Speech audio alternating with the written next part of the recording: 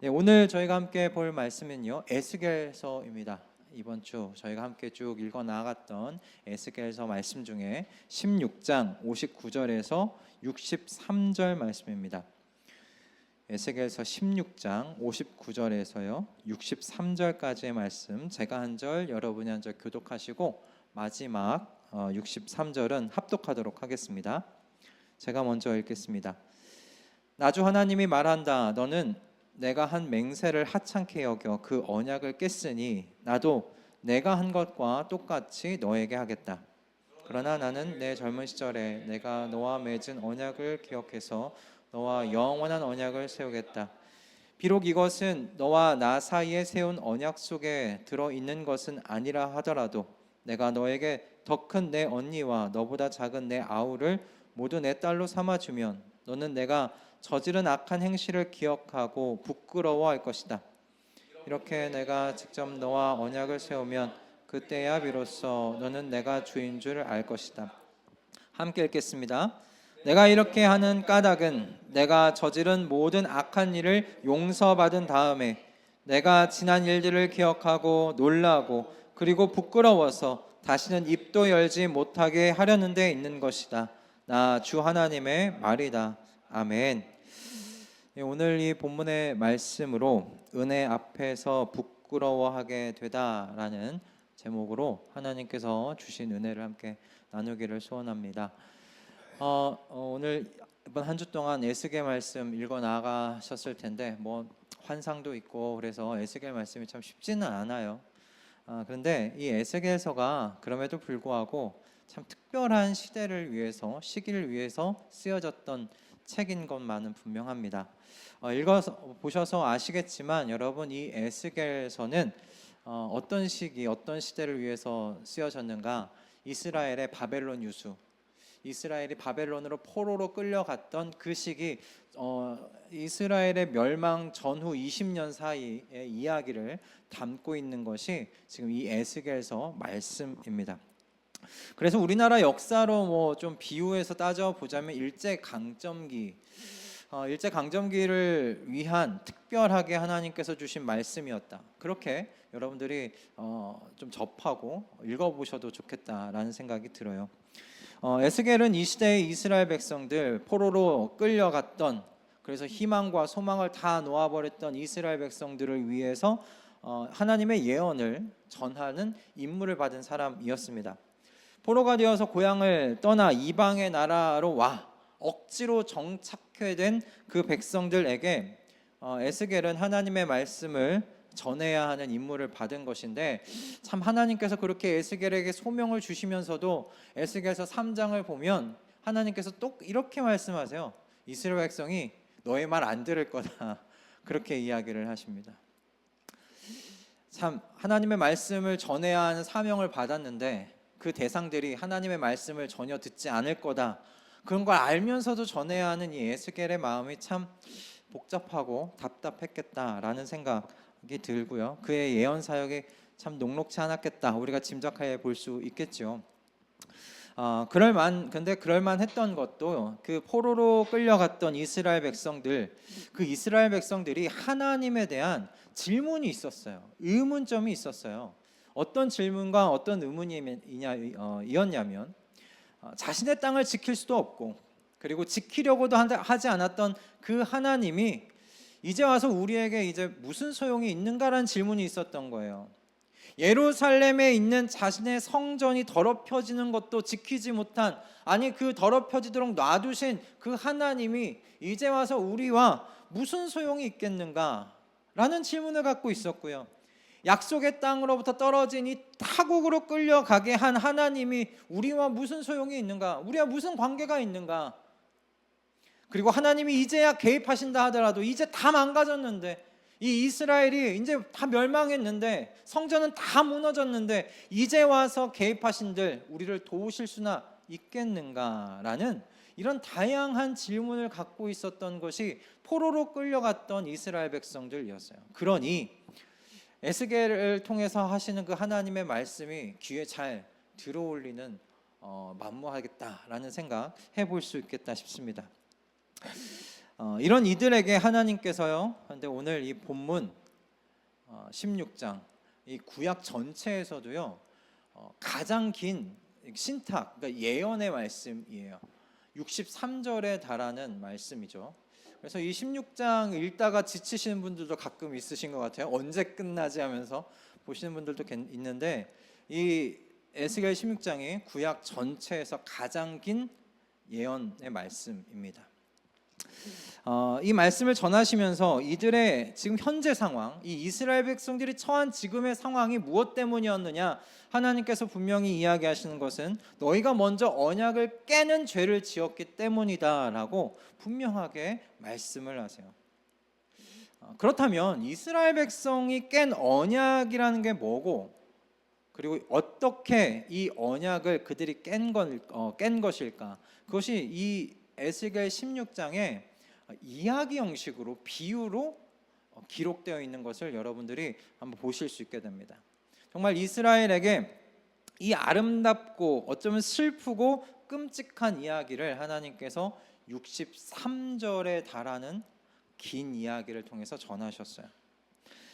구약에서 가장 긴 예언, 이 신탁인 16장, 이 63절의 말씀을 우리가 몇 부분으로 이렇게 그룹으로 묶어서 좀 볼 수가 있는데, 먼저 1절부터 14절의 말씀을 묶어서 볼 수가 있어요.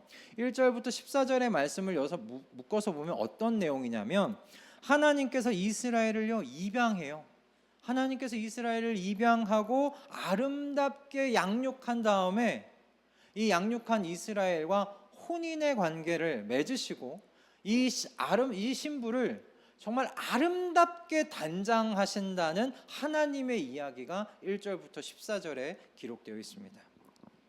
특별히 6절의 말씀이 우리에게 큰 울림을 주는 말씀으로 여러분들이 잘 아실 것 같은데, 6절의 말씀은 당시 이스라엘이 얼마나 무력하고 소망이 없었던 상황이었는지가 나와 있어요. 에스겔서 16장 6절 말씀입니다. 한번 우리 함께 읽어볼까요? 말씀을 함께 보겠습니다. 시작. 그때 내가 내 곁으로 지나가다가 핏덩이로 버둥거리는 너를 보고 핏덩이로 누워있는 너에게 제발 사람만 달라고 했다. 핏덩이로 누워있는 너에게 제발 사람만 달라고 했다. 아멘. 이 사람만 달라고 했다라는 말씀이 가로로 쳐져 있으면서 두 번 반복되어 있는 말씀이 뭐냐면, 하나님의 강렬한 의지를 여기에 지금 담고 있는 거예요. 입양하겠다는, 내가 키우겠다는 하나님의 의지를 여기서 보여주고 있는 것이죠. 이 말씀이 고대 그 근동의 풍습에 따르면 입양한다라는 그런 공식 선언이라고 해요. 공식 선언이라는 거예요. 그러니까 하나님께서 이 말씀을 통해서 공식적으로 선언하셨다는 겁니다. 이스라엘은 내가 입양한 사람들이다, 입양한 민족이다라는 거예요. 태어나고 어떤 보살핌도 받지 못한 채 죽을 운명에 처해 있었던 이 아이를 내가 보살피겠다, 내가 키우겠다, 양육하겠다, 그렇게 선언하신 거예요. 하나님께서 이 비유를 통해서 이스라엘에게 하나님이 어떤 존재인지를 분명하게 이야기해요. 너희를 죽음에서 생명으로 바꾸신 구원자의 역할이 바로 나였다라고 말씀하시는 거죠. 내가 이스라엘 너희들에게 구원자였다 였어요. 게다가 하나님께서 구원자로서만 역할을 하셨던 게 아니라 이 1절부터 14절의 말씀을 보면 구원자셨던 하나님께서 또 양육자세요. 양육자세요. 핏덩이로 버둥거렸던 그 아이가 잘 자라서 성적으로 성숙한 한 여인이 되도록 하나님께서 양육하셨다고 해요. 근데 그렇게 양육만 해놓고 방치했느냐? 또 그렇지가 않으세요. 8절의 말씀을 보면 하나님께서 이렇게 아름답게 성숙한 여인으로 성장한 이스라엘과 혼인을 치렀다라고 말씀하세요. 8절의 말씀입니다. 함께 좀 읽어볼까요? 자, 시작. 그때 내가 내 곁으로 지나가다가 너를 보니 너는 한창 사랑스러운 때였다. 그래서 내가 내 몸 위에 나의 겉옷자락을 펴서 내 벗은 몸을 가리고 너에게 맹세하고 너와 언약을 맺어서 너는 나의 사람이 되었다. 나 주 하나님의 말이다. 하나님께서요 1절부터 14절에 이렇게 말씀하시는 거예요. 내가 너의 구원자였다. 죽음에서 생명으로 구원한 구원자였다. 그리고 너를 구원한 후에 양육했다. 성숙하고 아름다운 한 여인으로 성장하도록 내가 너희를 양육했고, 그리고 양육한 너희들과 함께 내가 혼인관계를 치렀다. 내가 너희의 남편이 되었다 말씀하세요. 여러분, 이 혼인관계를 치르고요, 하나님께서 이 여인에게 신랑이신 하나님께서 어떻게 하셨는가? 한 나라의 그 왕후가 입을 법한 옷과 장신구로 아름답게 치장을 해주고 가장 좋은 음식을 먹이는 그런 장면이 기록되어 있어요. 하나님께서 혼인한 후에 그 내 아내가 된 이 이스라엘을 그렇게 끔찍히 사랑했다는 거예요. 그런데 15절에서 34절에 반전이 일어납니다. 어떤 반전인가? 하나님께서 이렇게 사랑과 관심을 주면서 보살폈던 이 혼인관계를 맺은, 서약을 맺은 이 여인이, 이 예루살렘, 이스라엘이라고 표현된 이들이 어떻게 했는가? 음행을 저질렀다라고 나와요. 음행을 저질렀다. 자신에게 이 모든 축복을 주신 분이 하나님이신 것을 잊고 자신의 미모를 의지하고 그 명성으로 음행하며 살았다라고 하나님께서 고발하세요. 내가 그렇게 사랑하며 그렇게 양육하고 그렇게 보살폈는데 그들이 내 언약을 먼저 깼다. 내가 준 것으로 음행하며 다녔다는 거예요. 내가 아름답게 치장해 줬는데 그 아름답게 치장해 준 것을 뽐내면서 밖에서 음행하고 다녔다는 거예요. 하나님께서 예루살렘을 그래서 창녀라고 비유하시면서 말씀하세요. 32절의 말씀입니다. 32절 말씀 제가 읽어드리겠습니다. 너는 제 남편이 아닌 다른 남자들과 간통하는 음란한 유부녀로구나. 이게 예루살렘과 이스라엘을 향한 하나님의 말씀이에요. 하나님의 분노가 느껴지지 않으십니까? 하나님께서 이스라엘 향해 분노하실 만하지 않으십니까? 하나님께서 이 말씀을 통해서 그런 질문을 갖고 있었던 그 포로된 이스라엘 백성들에게 에스겔을 통해 이야기하시는 거예요. 내가 분노할 만하지 않느냐, 내가 너희에게 심판할 만하지 않느냐라고 말씀하시는 거죠. 35절에서 그래서 52절의 말씀이 바로 이와 같은 이스라엘, 이렇게 음행을 저지른 이스라엘 백성들을 향한 하나님의 심판의 이야기예요. 특별히 43절의 말씀을 보면 하나님께서 얼마나 울분에 차 계신지가 보여요. 43절 말씀입니다. 같이 좀 읽어보겠습니다.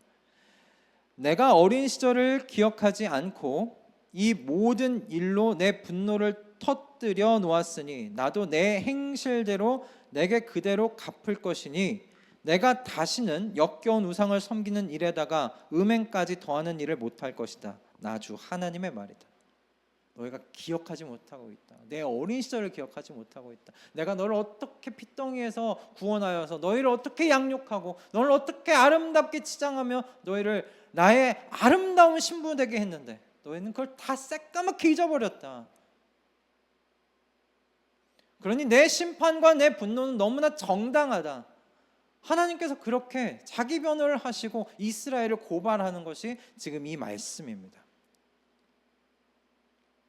1절부터 14절은 하나님께서 이스라엘 백성들을 향한 하나님의 지극하신 사랑, 은혜의 내용이었고요. 그리고 15절부터 34절은 이스라엘 백성들의 음행에 대한 고발이시고요. 35절부터 52절까지의 말씀이 하나님께서 그 음행한 이스라엘 백성들을 어떻게 심판하는가, 그리고 그 심판이 왜 정당한가에 대하여 말씀하시는 거예요. 여러분, 이렇게 보면 말씀이, 이 예언이요, 그냥 52절로 끝나도 이상하지 않아요. 이상하지 않아요. 나 정당하지 않느냐? 내가 너희한테 심판한 거 옳지 않느냐? 어떻게 너희가 나한테 하나님이 그러실 수 있느냐고 이야기를 하느냐라고 말씀하시면서 끝맺으셔도 아무 이야기할 수가 없어요. 그런데 이 예언의 말씀이, 이 신탁이 여기서 멈추지를 않습니다. 53절에서 63절의 말씀으로 이어져요. 마지막 단락이에요. 이 이야기에서요, 하나님께서 어떻게 하시냐, 뭐라고 말씀하시냐면 회복하겠다, 영원한 언약으로 마무리를 하세요. 영원한 언약으로 마무리하세요. 이렇게 말씀하세요. 나주 하나님이 말한다. 너는 내가 한 맹세를 하찮게 여겨서 그 언약을 깼으니 나도 내가 한 것과 똑같이 하겠다. 그러나 나는 내 젊은 시절에 너와 맺은 언약을 기억해서 너와 영원한 언약을 세우겠다고 말씀하세요.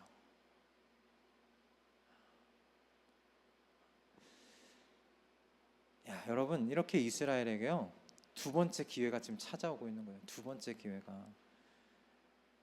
이스라엘이 하나님께 한 행동을 볼 때 하나님께서 다시 이들과 언약을 맺고 그들을 다시 받아들이는 것 기대하지 않을 만한데, 하나님께서요, 당신의 의지로 이스라엘 백성이 먼저 요구한 것도 아니에요. 하나님께서 먼저 당신의 의지로 이스라엘 백성들에게 내가 두 번째 기회를 주겠다고 말씀하세요. 그것을 선택하세요. 전 이걸 보면서 늘 하나님 어떻게 이러시지 맨날 생각이 들어요. 여러분, 사람이 먼저 하나님께 손 내민 적이 없어요. 성경의 말씀을 전부 다 보면 하나님이 먼저 찾아오세요. 하나님이 먼저 아브라함 찾아갔고요, 하나님이 먼저 이스라엘을 찾아갔고요, 하나님이 먼저 늘 그 손을 내미셨어요. 그렇게 음행을 저지르면서 하나님을 배반하고 하나님을 떠났던 이스라엘 백성들에게 용서하시고 손 먼저 내미시는 게 하나님이세요. 저와 여러분도 마찬가지 아닙니까? 우리가 먼저 언제 하나님 찾았습니까? 하나님이 우리에게 일방적으로 먼저 찾아와 주셨잖아요.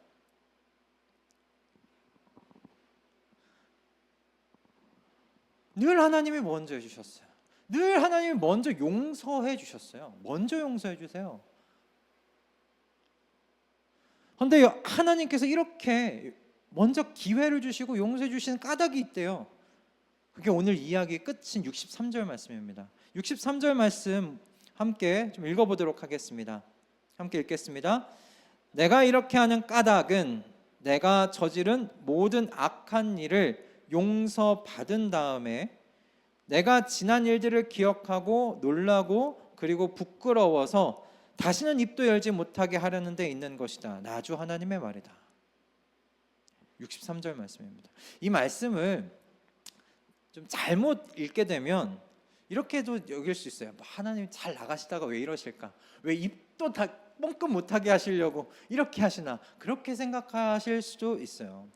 다시 입도 열지 못하게 하시다니, 잘 나가시다가 왜 너무 뭔가 뒤끝 있으신 거 아닌가? 이렇게 뭐 해석할 수도 있고 생각해 볼 수도 있겠죠. 그런데요, 이 표현이 그렇지가 않아요. 그럼 이 표현은 하나님께서요, 베푸시는 은혜를 마주한 사람들이 공통적으로 가지는 모습입니다. 하나님의 은혜를 마주하면 모든 사람들은 공통적으로 이와 같은 모습을 가질 수밖에 없어요. 이와 같은 반응을 보일 수밖에 없어요. 그래서 어떤 학자는 하나님께서 이렇게 이스라엘과 영원한 언약을 맺으심으로 지금 현재 이스라엘에게 결핍되어 있는 그 기억하는 것, 과거, 잊었던 그 과거를 기억하게 하고 부끄러움을 창조하셨다라고도 이야기해요. 그러니까 그 전에 지금 이스라엘은 뭐예요? 과거도 기억 못하고 하나님께 부끄러워할 줄도 모르는 그런 사람들이었다는, 그런 민족이었다는 거예요. 그런데 이 영원한 언약, 이 먼저 용서해 주시는 이 말씀을 통해서 이스라엘 백성들이 과거를 기억하게 하고 부끄러움을 갖도록 하나님께서 창조하셨다. 그렇게 말씀하더라고요. 저는 그 표현이 참 맞다 생각해요. 그리고 은혜 앞에 선 모든 사람들이 다 동일하게 이런 공통된 모습을 가지고 있구나 싶었어요. 여러분, 많은 그리스도인들이 사랑하는 찬송가 중에 저는 이 찬송가 다 사랑하지 않나 싶은데, 나 같은 죄인 살리신, 여러분 사랑하는 찬송가 아닙니까? 나 같은 죄인 살리신 주은혜 놀라와 잃었던 생명 찾았고 광명을 얻었네. 여러분, 이 가사 안에 들어가 있는 감정이 어떤 건지 여러분 느껴지세요? 나 같은 죄인 살리신이란 이 가사 안에 이 하나님의 은혜 앞에서 자신이 과거에 지었던 그 모든 죄에 대한 후회와 부끄러움이 요게 느껴지지 않으십니까? 나 같은 죄인 살리신 그 은혜 놀라워. 그 나 같은 죄인 살려셨다는 그 정말 담백한 고백 안에 그 과거에 자신이 지었던 그 모든 죄가 지금 포함되어 있잖아요. 야, 용서받을 수 없을 것 같은데 나 같은 사람이 어떻게 용서를 받나. 근데 하나님이 용서해 주신 거예요. 이게 너무 놀라운 은혜인 거예요. 이 은혜 앞에 그래서 마음이 후회가 있는 것이고 부끄러움을 갖게 되는 거예요.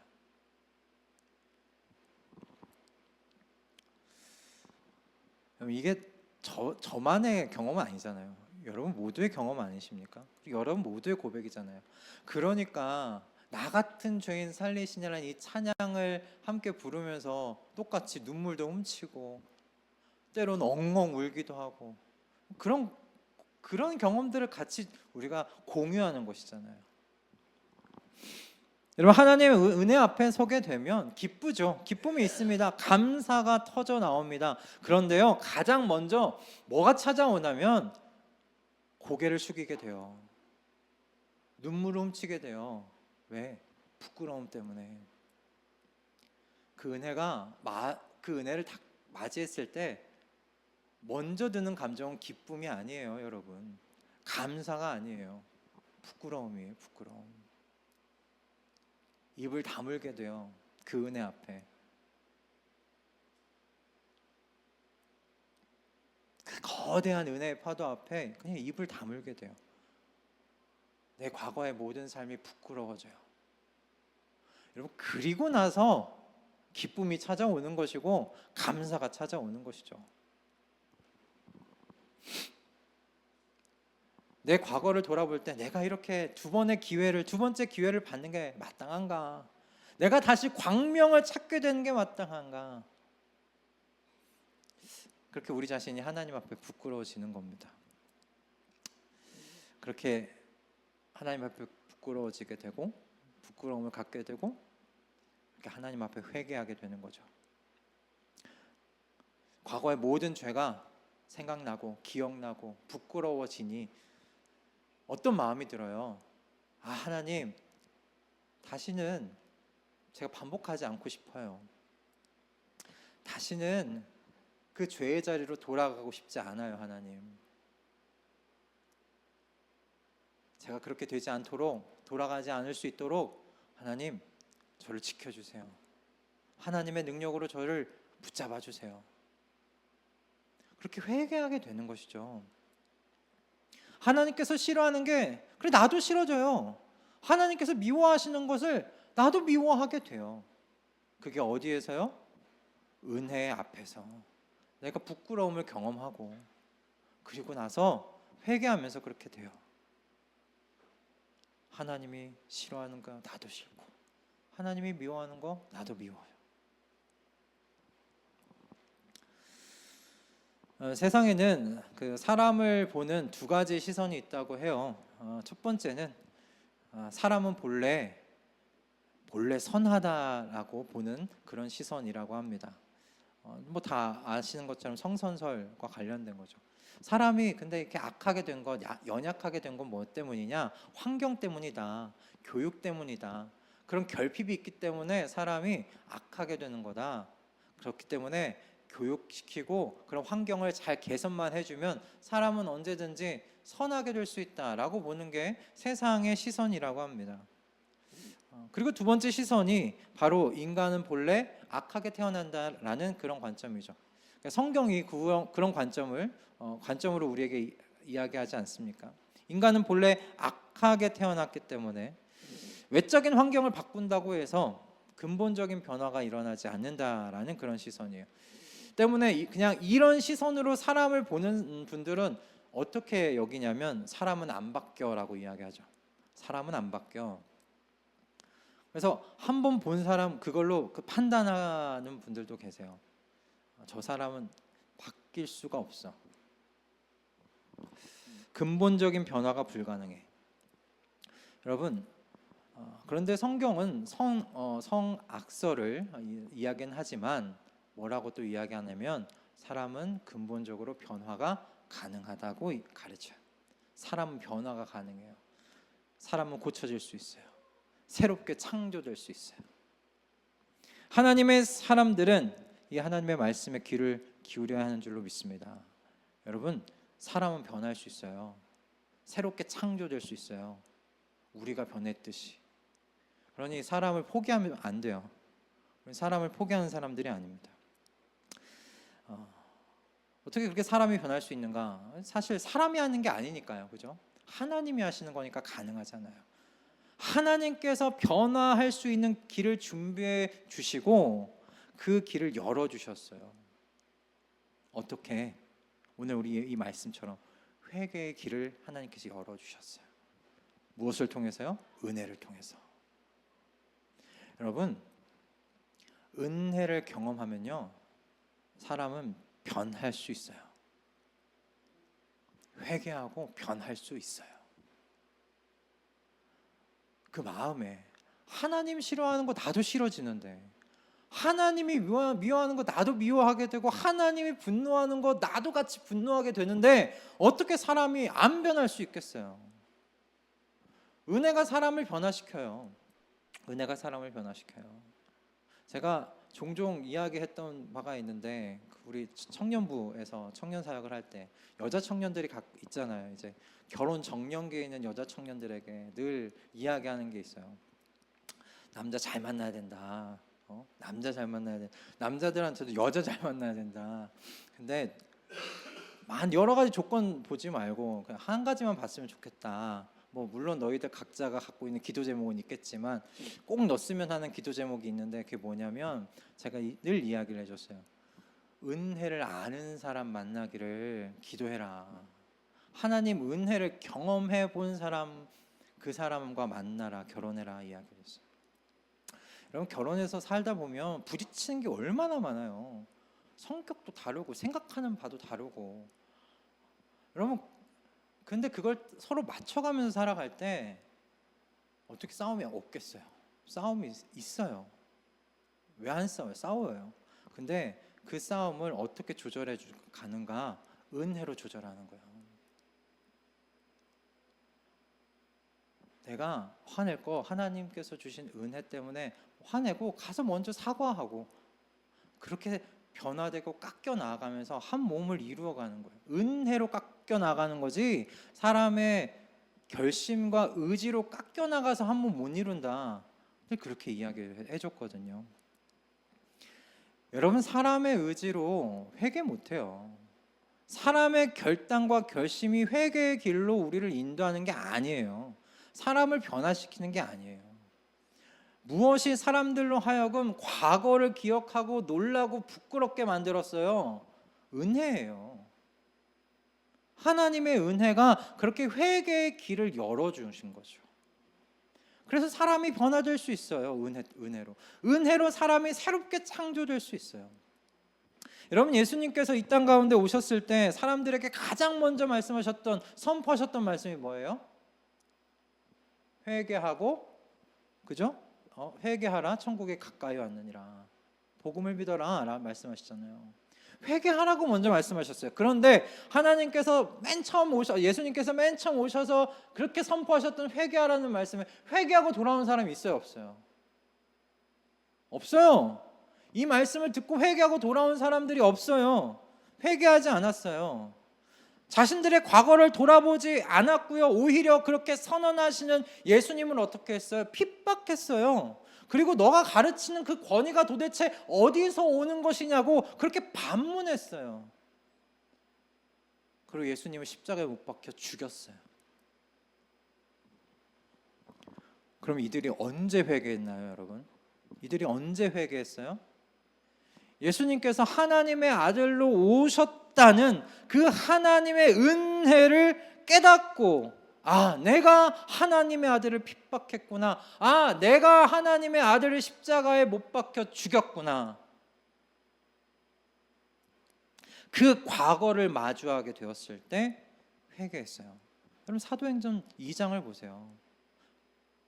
베드로가 성전에서 설교를 했을 때 그 모든 예수님의 그 죽으심, 그 십자가 이야기를 다 듣고 나서 그들이 뭐라고 했습니까? 마음에 찔려서 이제 그럼 우리는 어떻게 해야 되겠습니까? 라고 이야기하지 않습니까?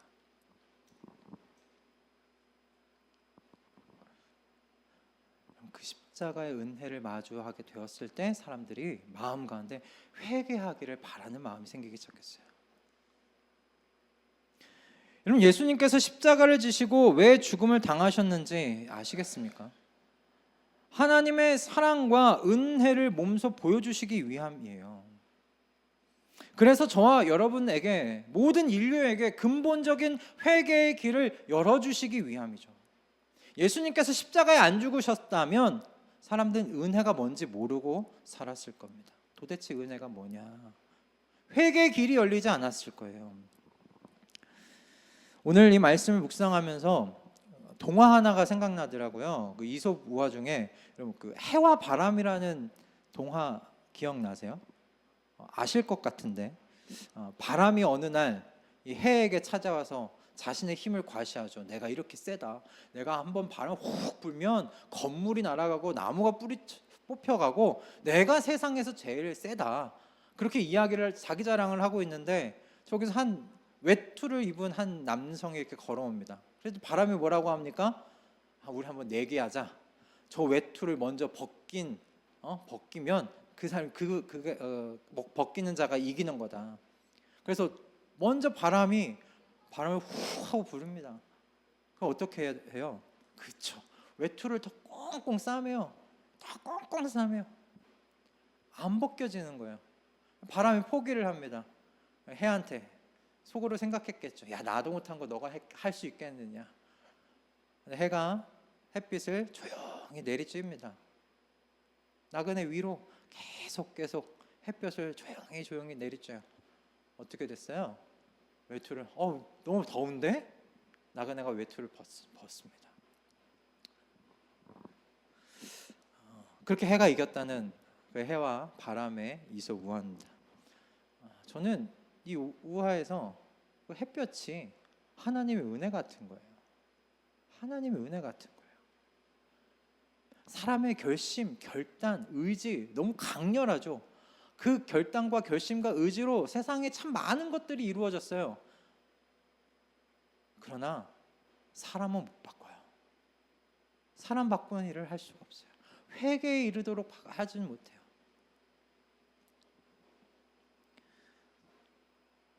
사람이 자신의 죄를 기억하고 그 부끄러움을 외투 안으로 꼭꼭 숨겨놨던 것을 벗기는 건 뭘로 하느냐? 은혜의 햇볕으로 해요. 하나님께서 은혜를 먼저 쫙 내려쬐주시고 그걸 하나님 앞에 드러내게 해주세요. 그 부끄러운 거 숨기지 않고 드러내게 해요. 아, 내가 부끄러웠구나. 부끄러움을 갖고 있었던 사람이구나. 그걸 알게 하시고 회개하게 하십니다. 그래서 저는 그래서 그 햇볕 아래에서, 그 은혜 아래에서 우리가 나 같은 죄인 살리신 주님의 은혜 놀라워 그렇게 찬양하고 고백하는 거 아닌가, 그런 생각이 들더라고요. 오늘 이 말씀을 묵상하면서. 여러분, 하나님의 이런 은혜의 방식이 참 감사하기도 하고 놀랍지 않으십니까? 우리를 먼저 수치스럽게 만드시고 부끄럽게 만드신 다음에, 야, 그래, 너가 수치스러워하냐, 너가 그렇게 부끄러워하냐, 그런 모습을 보시고 그래 용서할 만하구나 하고 용서해 주시는 게 아니라 먼저 용서해 주신다는 거예요. 먼저 용서해 주심으로 어떻게 해요? 우리 스스로 부끄럽게 만들. 부끄럽다. 내가 수치스럽구나. 그래서 그 부끄러운 일을 입에도 담지 못하게 하나님께서 하시는 하나님의 은혜의 방식이세요. 너무 놀랍지 않으십니까? 63절에 그렇게 돼요. 내가 이렇게 하는 까닭은 내가 저지른 모든 악한 일을 용서받은 다음에 용서받은 다음에 그 다음에 부끄러움 기억하고 부끄럽게 만드신다는 말씀이 나와요.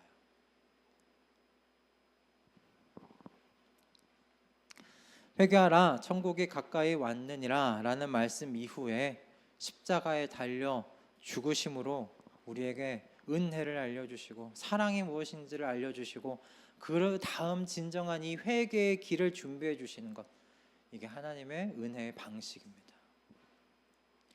참된 회개, 여러분, 진정한 회개는 여러분 자신의 과거와 그 죄의 행위들을 스스로 싫어하고 부끄러워하는 여러분 열매를 맺습니다. 이번 주에 우리 지난주에 읽진 않았지만 이번 주에 읽을 말씀을 보면 에스겔서 36장 31절의 말씀에 이렇게 기록되어 있어요. 함께 좀 읽어볼까요? 자, 시작. 그때 너희가 너희의 악한 생활과 좋지 못했던 행실들을 기억하고 너희의 온갖 악과 역겨운 일들 때문에 너희 자신을 미워하게 될 것이다. 아멘. 언제요? 하나님께서 은혜를 주신 다음에, 용서를 받은 다음에.